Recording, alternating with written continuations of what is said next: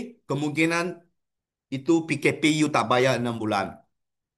Apa berlaku? Tidak apa lagi. Sekarang you pakai saja. Kita memang sudah lama buat ini. Kita semoga semua orang boleh bayar. Cantik-cantik bagi habis, cepat-cepat bersara, syok-syok, happy-happy. So sistem ini penting. Lepas you key in, you kena input tepat maklumat pinjaman anda. Kedua, sistem secara automatik menunjukkan kepada anda status pinjaman semasa anda. Berapa bulan you sudah bayar? Masih tinggal berapa bulan lagi? Betul ke? Tempo you ada dipanjangkan atau dipendekkan? Lepas tu, sistem akan automatik buat kiraan, automatik bagi you plan bayaran yang tepat untuk anda.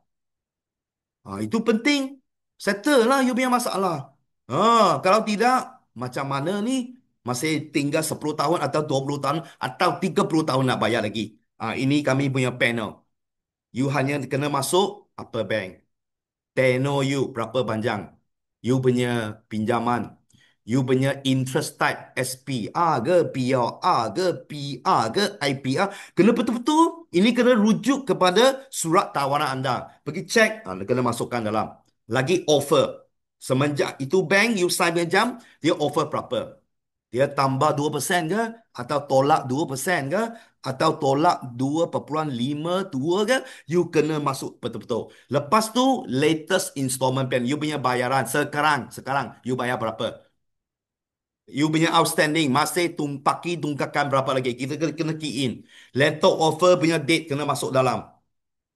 Apa kita sistem akan buat kira automatik? You akan nampak apa? You akan nampak laporan terkini. Apa yang berlaku? Sudah bayar 100 bulan. Sudah bayar 45 bulan. Masih tinggal berapa bulan.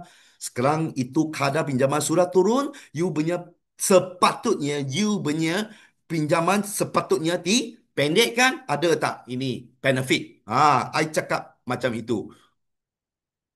You mesti nampak terus. Lagi, kami tunjuk kita punya laporan pakej penjimatan 25 macam mana you bayar. You ikut saja settle lah. Tak payah tunggu you double triple payment. Apa yang penting, saya sudah buat ini sudah lama. Ini sistem tak boleh buat 1 bulan tau. Kita ambil 10 tahun kami punya pengalaman. Macam mana sumpah kami kumpulkan kita masuk dalam sistem ini.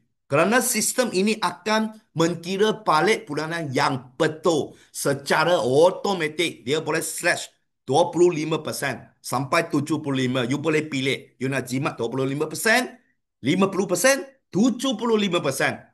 Suka hati you. Itu penting. Okay?